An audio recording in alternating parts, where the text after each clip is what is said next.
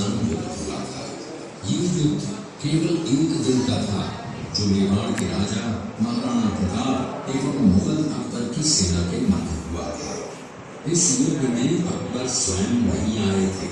उन्होंने आमेर जयपुर के राजा मानसिंह को अपना सेनापति बनाकर भेजा था। हल्दी घाटी का युद्ध 5 किलोमीटर लंबे और 200 मीटर चौड़े क्षेत्र में हुआ। आप लोग सभी संग्रहालय में खड़े हैं। संग्रहालय से 200 मीटर की दूरी पर चेतक की समाधि है, जहां पर महाराणा। ये दृश्य चूड़िया गांव का है। हल्दी घाटी युद्ध के बाद महाराणा प्रताप अपनी प्रतिज्ञा का पालन करने के लिए वनवासी जीवन व्यतीत करने लगे। उनके पास पर्याप्त संपत्ति नहीं थी, तो उनके वित्त मंत्री भामाशाह ने अपनी सारी सुख सुविधा को छोड़कर अपने राजा को स्वयं का धन 25 लाख रुपए और राजकोष में 20,000 अशर्फियां देश के लिए अर्पित की, जिससे महाराणा प्रताप ने 12 वर्षों तक अपनी सेना को संगठित किया, सैन्य शक्ति को बढ़ाया और मेवाड़ मातृभूमि को आजाद करवाया। कृपया अब आप सब आगे। का प्राचीन नाम मच्छेंद्रगढ़ है। इस किले का निर्माण महाराणा कुंभा ने करवाया था। इस किले के अंदर 9 मई 1540 ईस्वी में महाराणा प्रताप का जन्म हुआ था। इस किले की ऊंचाई समुद्र तल से 3568 फीट की है। ये दृश्य इसी किले के अंदर महाराणा प्रताप का बचपन बीता था। इस किले की तलहटियों में महाराणा प्रताप ने अपने गुरु से शिक्षा प्राप्त की थी। ये किला 12 वर्ग किलोमीटर में फैला हुआ है। इस किले पर जब भी विदेशी आक्रांताओं ने आक्रमण किया और उस आक्रमण में कोई भी राजा व सैनिक वीर गति को प्राप्त कर लेते, तो उनकी पत्नियां वीरांगनाएं अपने सतीत्व की रक्षा करने के लिए जलती हुई अग्नि में कूद प्राणों को त्याग देती थी, जिसे हम जौहर कहते हैं। चित्तौड़गढ़ में 3 मुख्य बड़े जौहर हुए थे। प्रथम जौहर 1303 ईस्वी में रानी पद्मिनी ने 16,000 स्त्रियों वीरांगनाओं के साथ जौहर किया था, सिर्फ अल्लाउद्दीन खिलजी के कारण। दूसरा जौहर 1535 ईस्वी में दिल्ली के शासक बहादुर शाह के समय में रानी कर्मावती ने वीरांगनाओं के साथ किया। और तीसरा जौहर 1568 ईस्वी में सम्राट अकबर ने चित्तौड़गढ़ पर आक्रमण किया। उसी समय रानी फूलकुंवरी ने 7,000 वीरांगनाओं के साथ जौहर किया। फिर भी सम्राट का मन नहीं भरा।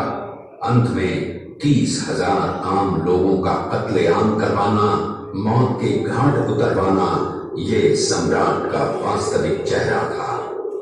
इस किले में देखने योग्य विजय स्तंभ है, कीर्ति स्तंभ, मीरा मंदिर, जैन मंदिर, कालिका माता मंदिर, भामाशाह हवेली, कुंभाश्याम मंदिर, फतेह प्रकाश महल है।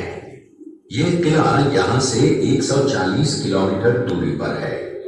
ये देखते हुए सभी अतिथि आगे की तरफ चले।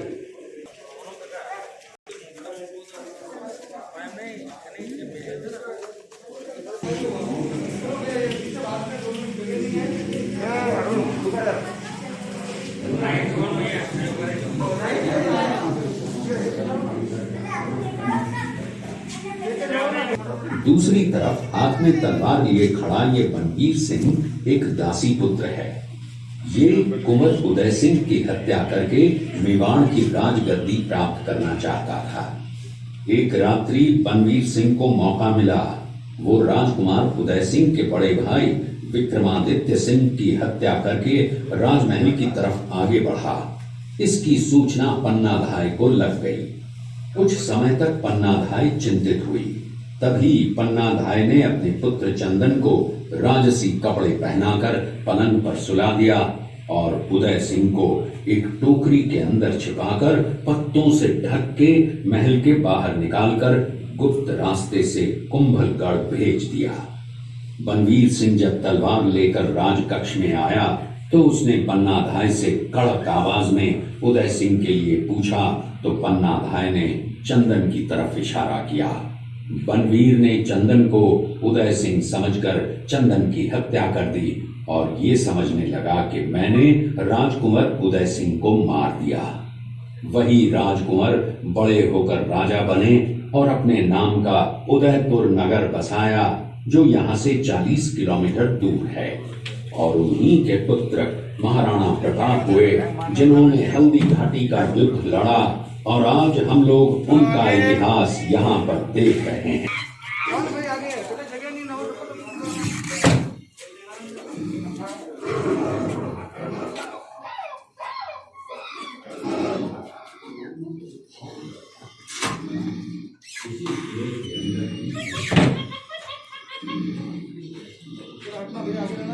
ये घटना महाराणा प्रताप की वीरता को दर्शाती है। एक समय नरभक्षी बाघ का आतंक छाया हुआ था। महाराणा प्रताप ने उस बाघ का शिकार कर उस बाघ को मार डाला। ये घटना महाराणा प्रताप की वीरता की प्रतीक है। कृपया अब आप इस दृश्य में देखिए। महाराजा का पालन करते हुए महाराणा प्रताप ने प्रतिज्ञा की थी कि जब तक अपनी मातृभूमि को शत्रुओं से मुक्त नहीं करा लेता तब तक न तो मैं महलों में रहूंगा, न किसी धातु के पात्र में भोजन करूंगा, न किसी गद्दी के बिछौने पर सोऊंगा। पत्ते ही भोजन के पात्र होंगे, जमीन ही बिछौना होगा। इस प्रतिज्ञा का पालन उन्होंने 21 वर्षों तक जंगलों में रहकर किया।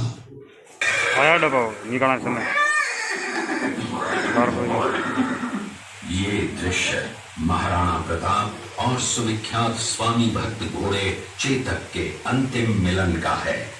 हल्दी घाटी युद्ध के बाद चेतक घोड़े ने 22 फीट के एक बरसाती नाले को पार किया। ये उसी समय का दृश्य है। पास में खड़े महाराणा प्रताप के छोटे भाई शक्ति सिंह हैं, जो पहले मुगल सेना में थे। बाद में वो महाराणा प्रताप की तरफ आए, माफी मांगी और अपना घोड़ा महाराणा प्रताप को दिया। ये देखते हुए सभी अतिथि आगे की तरफ चले।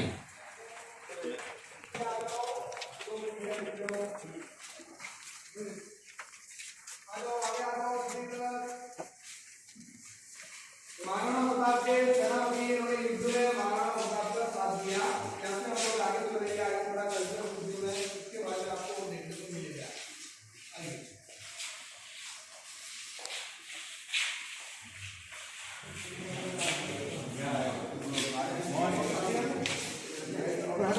10,000 फूल 20 लीटर पानी टैंक पर डाल के उबालते हैं। भाप जो बनती है वो गुलाब जल तैयार होता है, जो आंखों में मिठाई मेकअप पूजा में काम आता है। गुलकंद तैयार करते हैं। गुलाब के फूलों की पत्तियां और खड़ी मिश्री को कूटकर जो गैस का एसिडिटी पाइल्स, नाक से ब्लड निकलता हो, पेट में जलन होती है, तो उनके लिए गुलकंद बनते हैं। डायबिटीज वालों के लिए जामुन अर्क तैयार करते हैं। इसके अलावा आंवले का अचार, मुरब्बा, आंवला कैंडी, पान का शरबत यहाँ पे बनता है। आप आगे बढ़ो, म्यूजियम का शॉप है, सैंपल फ्री है, सभी टेस्ट करो, अच्छा लगे तो आपको भैया इधर ये सैंपल फ्री है, देखो आप, अच्छा लगे तो लेना है। देखो ऊपर से पीना, एक गुंजा को लो, एक में 2 नहीं पीना, ये एक में 2 नहीं पीना, सबको दो, ये शरबत छोटे सबको लेना है, आगे आगे सबको दो, एक में 2-3 4 लेने वाली बात ही को, हाँ हमें लेना ही है। 130 रुपये बोल रही है, और देखने देखते रहो।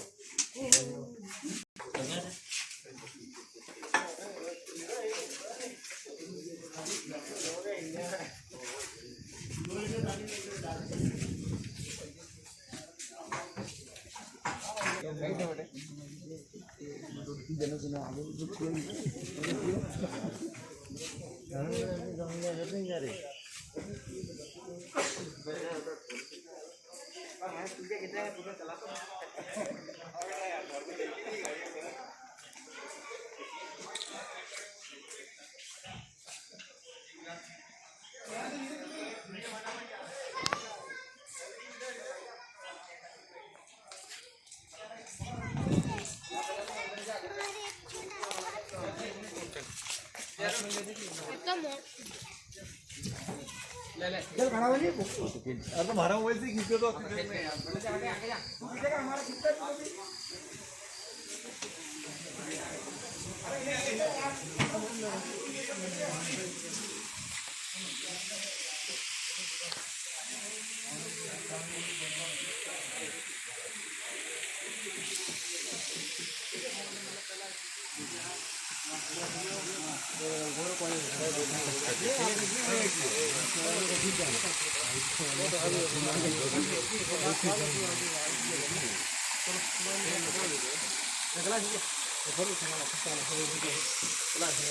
फोटो मारे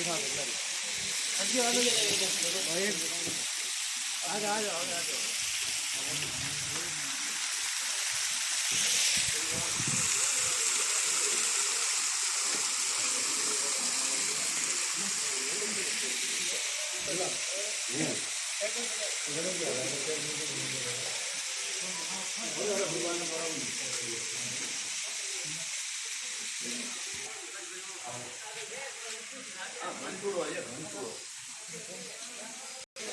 જૂની વસ્તુ છે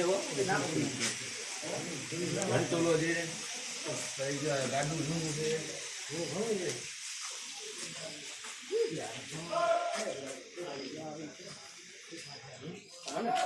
આવું છે પાણી